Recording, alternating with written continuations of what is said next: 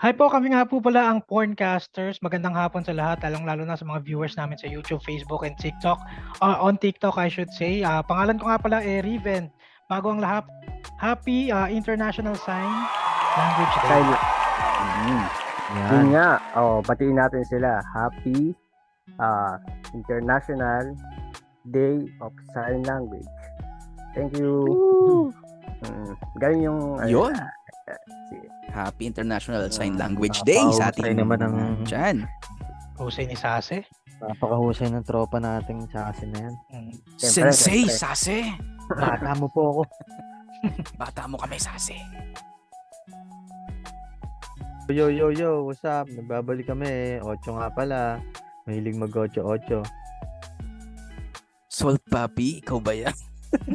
Omar nga pala, nagbabalik na naman sa ating Porncast Podcast. Yun, napakaganda naman noon mga pare. Ayun nga po ulit, inulit ko, Happy International Sign Language Day sa inyong lahat. No? Mga bayani natin yan, no? Mga bayaning tahimik. Marami pong salamat.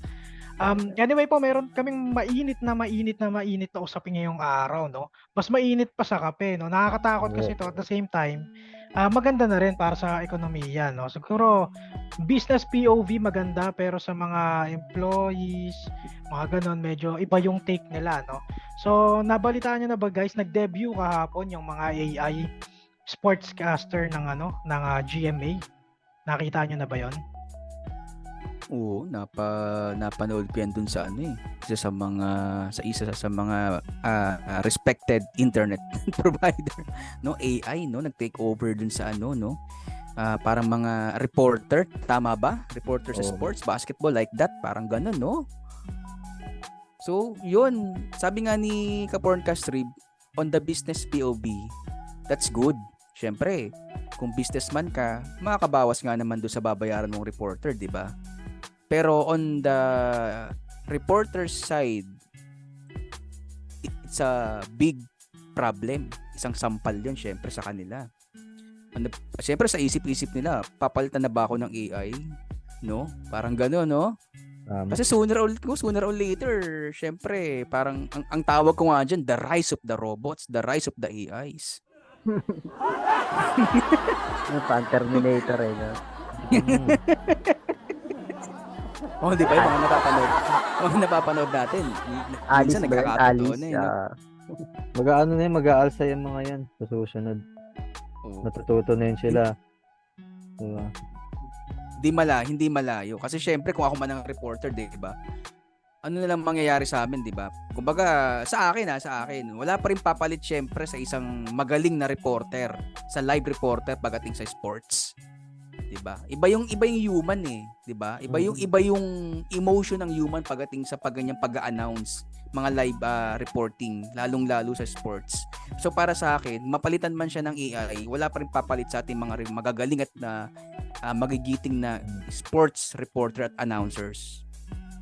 Pero parang hindi mo rin masabi talaga sa tropang Omar. Kasi wala dati nga lang, tinatawag natin yan na, kumbaga, the future Pero ngayon nangyayari na, di ba? Paano pa kayo sa susunod na mga taon, di ba? Kumbaga, siguro, take over na lahat ng, halos karamihan ng AI, di ba? Kasi ngayon nga, di ba? Sa mga creatives, mga designer, halos lahat AI na. Tapos ngayon, sa reporting na, di ba? Wala na yan. Sa susunod, pati mga, di ba? Mga nagluluto dyan, AI, mga robot na yan. So, AIs are getting our neck, no? Parang gano'n. Pati sa mga porn site, di ba? AI na rin yung ginagamit. Mga deepfake. Yung mga peking mukha. AI yung ginagamit doon. Kaya nakakabahala din. No? Oo, somehow nakakabahala. Si Sase, Siyempre, anong masasabi mo dun, Se? Sa akin, okay naman yung napanood ko, AI na reporter. Galing. Kasi parang nag-a-advance yung technology natin Di ba? Yun nga lang, ang down end nun, kasi nga, mawawalan trabaho ibang tao dahil sa nag-a-advance na tayo. 'di ba? Oo. Yun lang talaga ang ano nun. Tapos meron na rin nagluluto na AI sa McDo, 'di ba? Mm. Mm. Kaya nga, no. So, at saka meron din nakita akong robot na sa serve sa Jollibee. So, imagine mo, Oo, no? yun, di ba?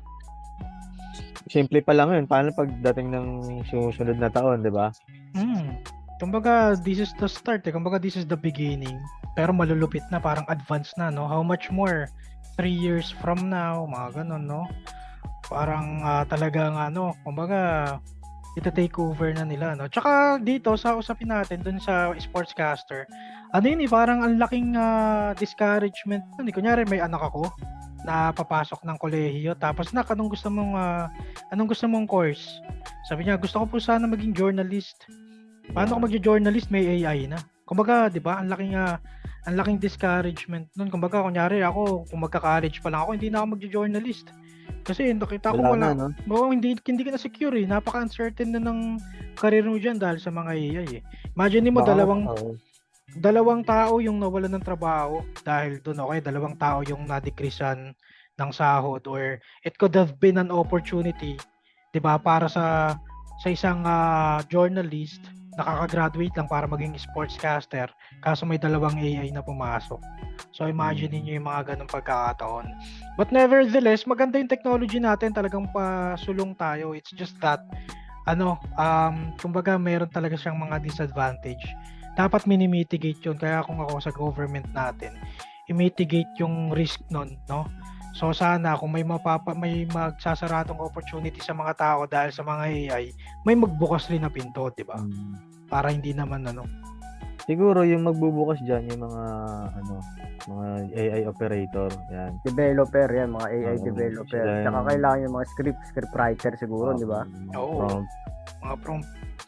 Kasi 'di ba? Prompter.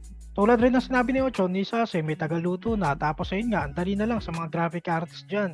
Hindi naman sa yung AI. Teka mo, like ng Canva, pwede mong i-integrate yun sa ChatGPT. Ngayon, pag nag-chat GPT ka, yung pro kasi may bayad yun. Pwede mong isulat doon kung anong gusto mo. Tapos i-generate yung script mo, transfer kay Canva.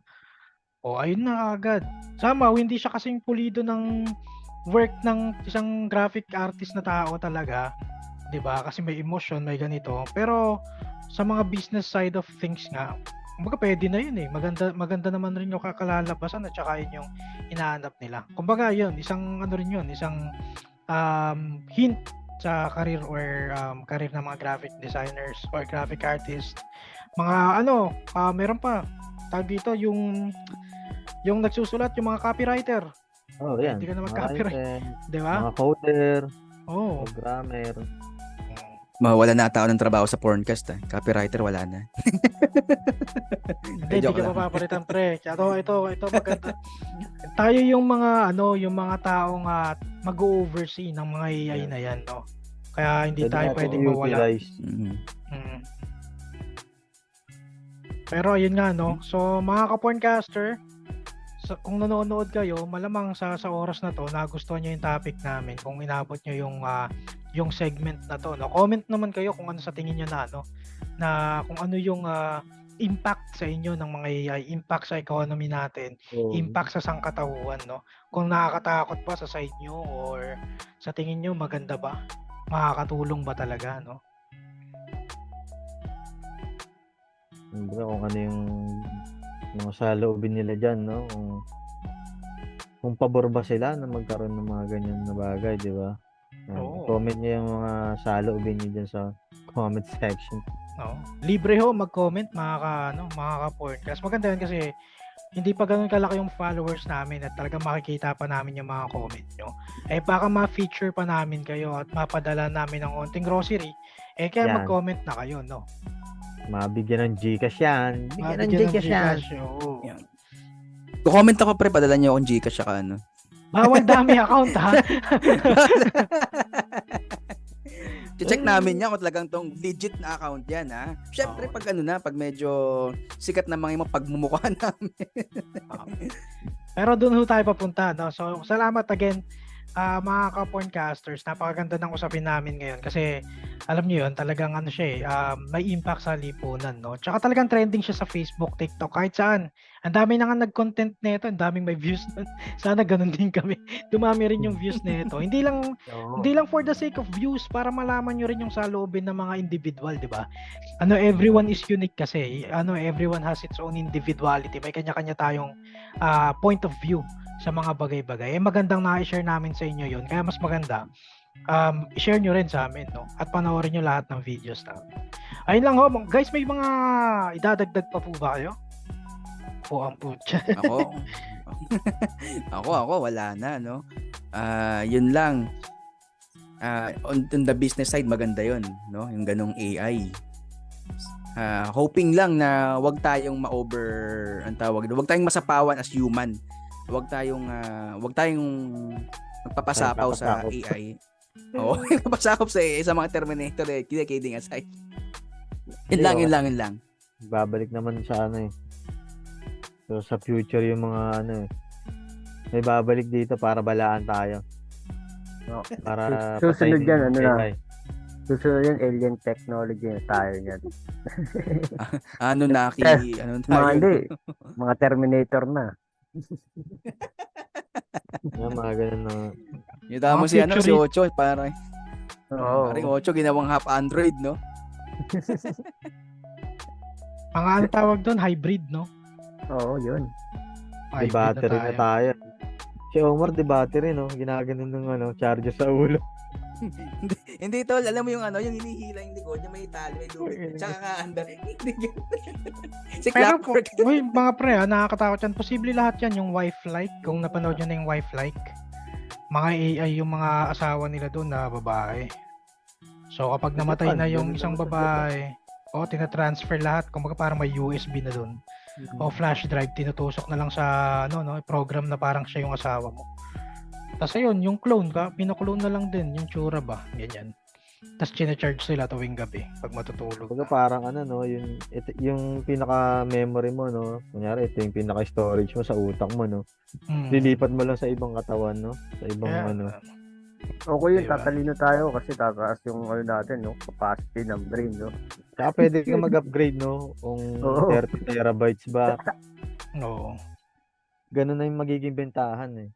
Bigla ka magiging architect kasi in-upload mo yung program, no?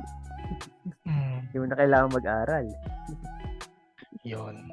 So anyway, mga ka-porncasters, ayun po ulit, marami pong salamat. Sana subaybayan nyo kami pa ulit naming sinasabi. So wala na po kaming idadagdag. Marami pong salamat. Magpaalam na tayo, guys. Pangalan ko po ulit, Riv. Omar. Ocho. Sase. Babush!